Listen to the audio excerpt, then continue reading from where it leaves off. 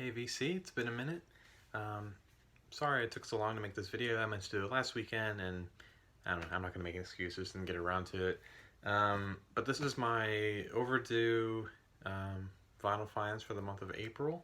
It's now, I'm filming this on the 7th, so yeah, that's how long I've been procrastinating this. But, stuff has happened since then. Like we adopted a dog, um, all kinds of fun stuff. Maybe she'll come in here.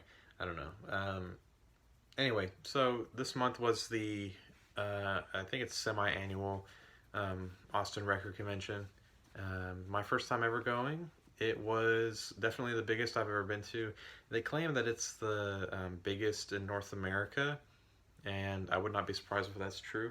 Um, Definitely not the biggest in the world. I've seen some videos from what is that one in like Denmark or something.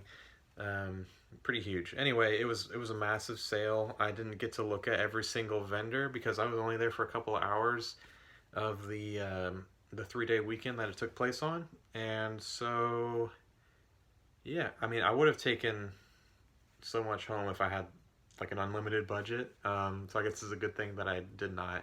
I probably would have like doubled the size of my collection. But I'll get to that kind of stuff. First, I want to show some other stuff that I found this month. First one being this thing from Mail Order. This was actually a Record Store Day release that I wasn't able to get locally. This is the artist Soccer Mommy, and this is her For Young Hearts EP. This is on Fat Possum Records. It's on this cool, cool like green and black vinyl.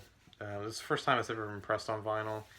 I think it was initially like a cassette release, but it's a pretty good package. You know, gatefold, and it comes with a pretty large poster as well, which I'm not going to unfold because I never get it back.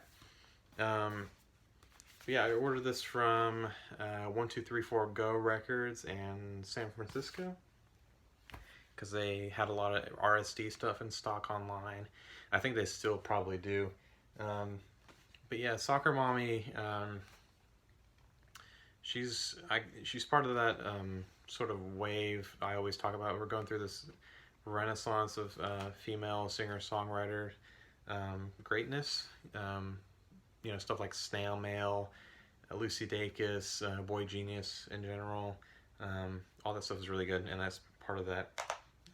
Okay, the new release from The National, I Am Easy to Find. I've actually never owned a album by The National on vinyl before for some reason, but yeah, I had to get this one because I listened to it like the morning it came out, and it's so good. I wasn't blown away by their last one, which I had some good moments on it, but I thought it was kind of sleepy and samey. Anyway, it comes with this cool package.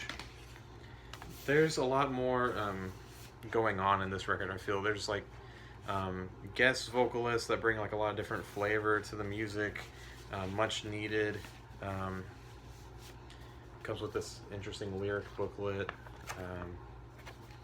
because there's a lot of music in here. I think this is like well over an hour worth of music. And this is the indie version. It comes on clear vinyl, double LP. Cool artwork, cool package, cool music. One of my favorites from the year so far. This is seriously a really good album.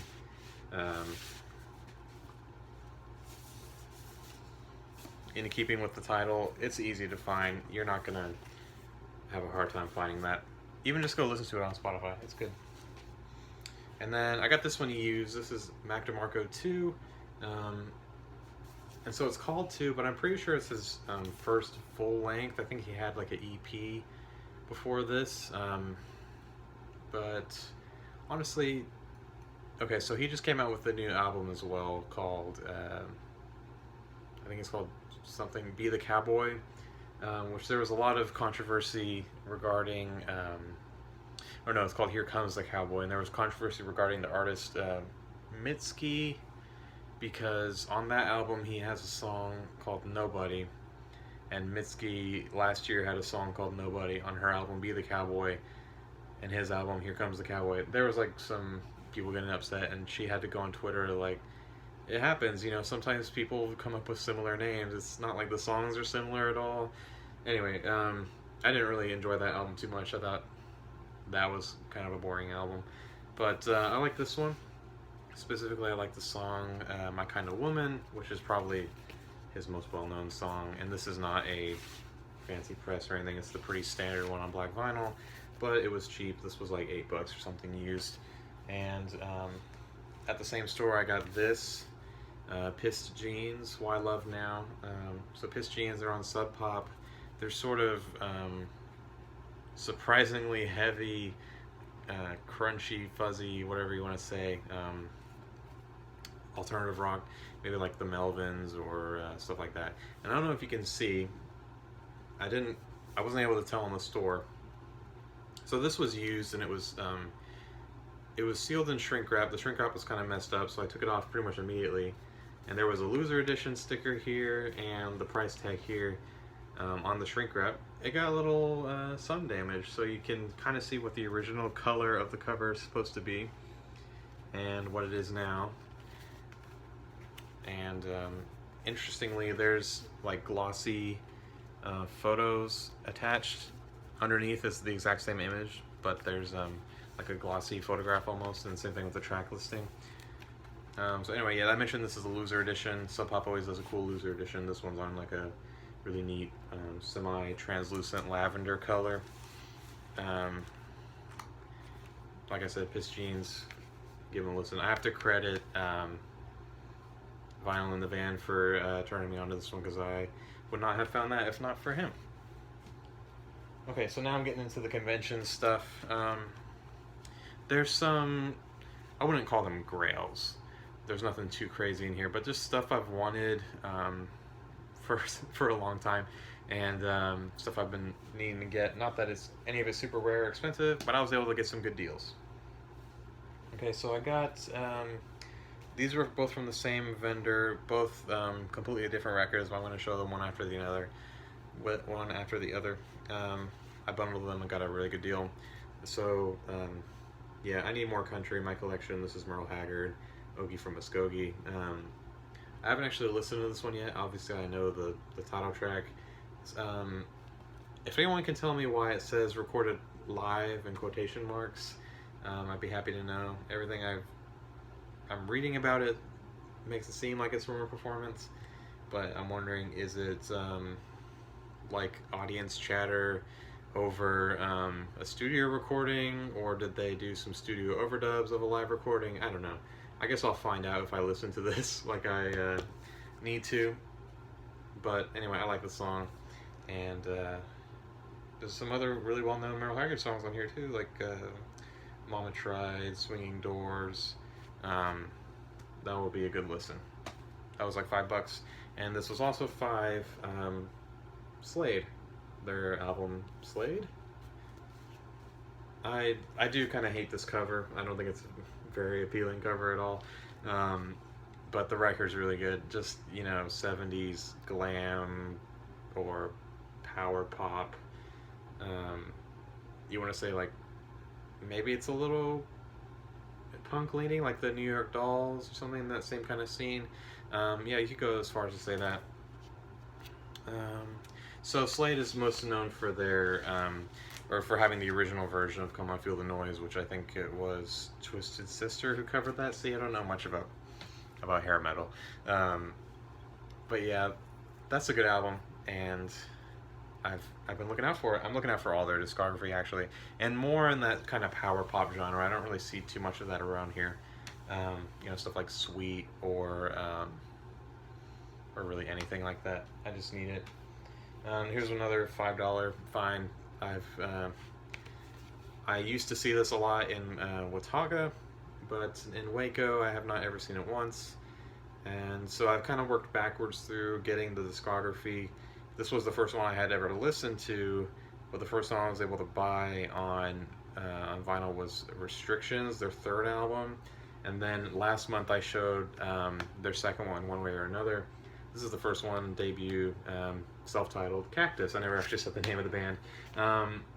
And, you know, Cactus, I mentioned in my last video just that that great 70s hard and heavy sound that you really want. It's sort of bluesy. So what I didn't know, and after doing even the slightest amount of research, I instantly found out, is you have the drummer Carmen Appice. I don't know how to say his name, and bass player Tim Bogert, who were both members of Vanilla Fudge, which I'm not the biggest Vanilla Fudge fan, but I really enjoy their first album especially.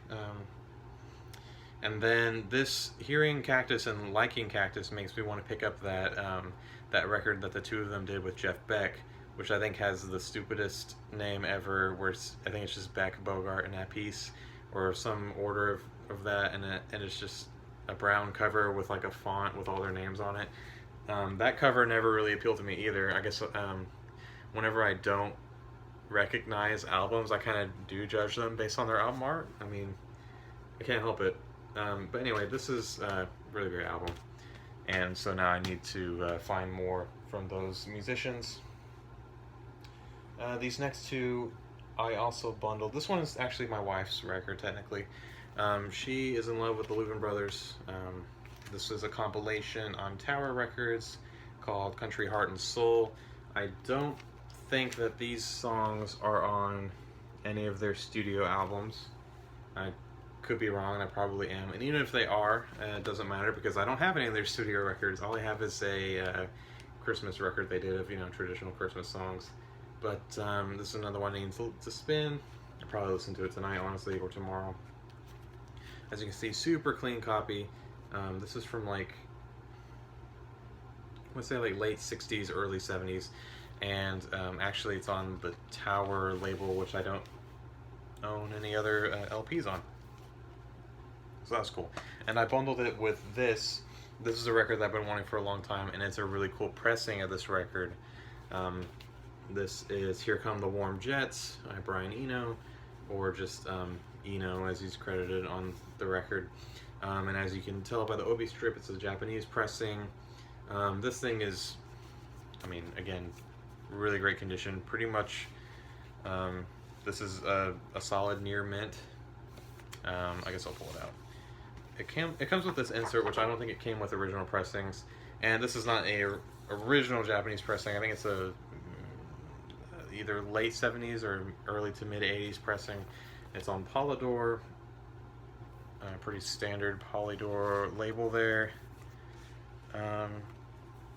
Yeah, it's his debut solo record after leaving Roxy Music, and it's not really, I wouldn't say it's experimental, but it's definitely not your most conventional power pop record or glam rock, whatever you want to say. There's still a little bit of ambition to it. You can really hear that coming through in the music. So that kind of rounds out my Brian Eno collection a little bit. There's some later records that I want, and I think I need a copy of Discreet Music, which I saw some copies there, but they were not the cleanest. I'd like a really clean copy of that. But that's kind of the last one I really am dying for in his catalog. Okay, so this was a purchase from a table that had a lot of really great condition psych records. Some of them were priced kind of crazy, but even still, it was cool just seeing them all in person, because I, for one, have never seen a copy of this album, and I definitely hadn't seen a copy of some of the crazier stuff, which again was kind of pricey, so I'm not even going to think about it too much. But I did manage to get this. This was a good deal already, and I kind of talked them down a little bit more. This is the one and only album from Auto Salvage, who, if you don't know, are a 60s psychedelic band, obviously. This album's from 67. It's on the RCA Victor label. This is a mono press, as you can see, and it sounds great. The record is solid VG+.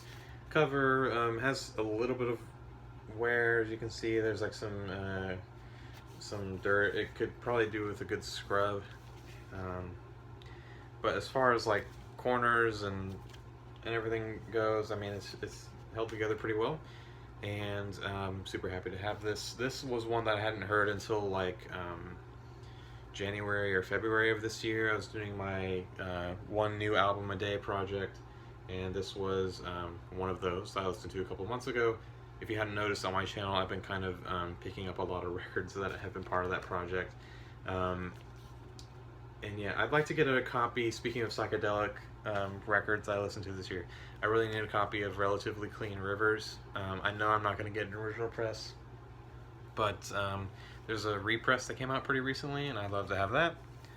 And the last two I found from the convention are, I mean, songs that I'm sure most of you know and love, by one of my favorite artists, and that, of course, is The Smiths.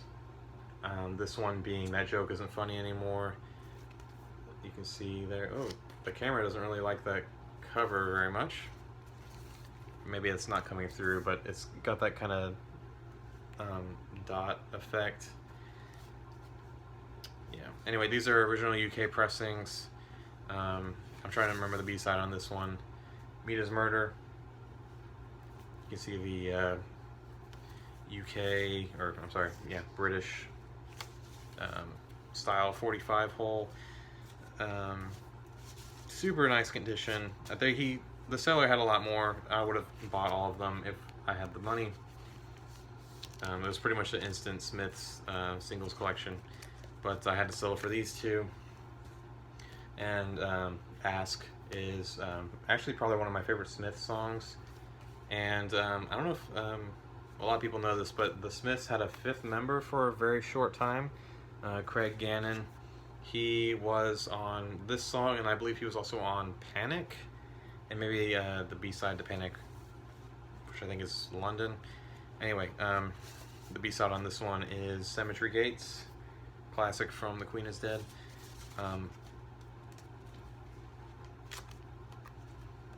Yeah, just really cool to have Smith's 45s in the collection, the picture sleeves, especially original British pressings. And the last record I have to show here is one that I've been wanting for a super long time. I'm talking like years. Not that it's the rarest thing in the world, and they definitely have dropped in price a little bit because I got a repress actually a couple years ago now, like 3 or 4 years. But I got this for a cool $25, not at the convention, but at a Half Price Books nearby. This is, of course, The Replacements, Let It Be, original pressing, original US pressing on twin tone. Really cool to have this finally. Has the original inner sleeve, you know, with other records on the twin tone label, and actually half of this is Replacements records.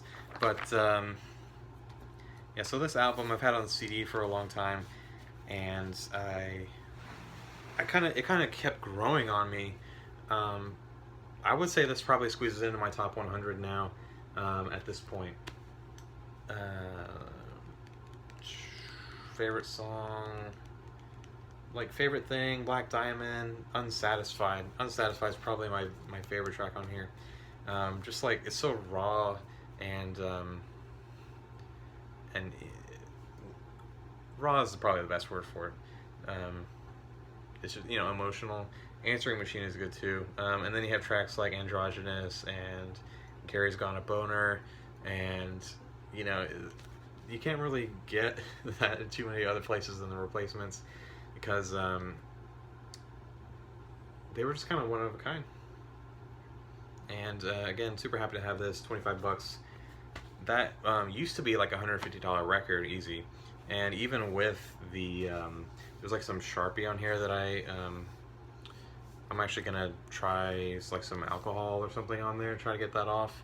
And then there's some blue Sharpie on some of these tracks back here. I don't know what I'm gonna do about that, but even in like that condition with the cover, this would easily be like $100 plus album a couple years ago. So yeah, really happy to have that for 25. That album, there's this book here. I don't know if I've talked about this book on my channel. There's this one called Old Records Never Die. It's about this guy who, well, as the subtitle says, one man's quest for his vinyl and his past. and specifically his vinyl. That means his actual records from his childhood, like not just a copy of the same music, literally his personal copy of that specific record. He spends a long time searching for Let It Be, and he had some distinction of what would have made it his own copy. Like, it wasn't going to be in good condition, but he talks about it skips in this one part, and so he's used to hearing the music a certain way. And yeah, I don't know. Really interesting book. So yeah, that was what I got for the month, and I don't know when I'll be back for the next one. Hopefully at the beginning of next month with some cool stuff. I've actually not bought any records this month. That'll probably change very soon, but yeah, thanks you guys for watching, for sticking around. I'll see you guys in the next one. Take care.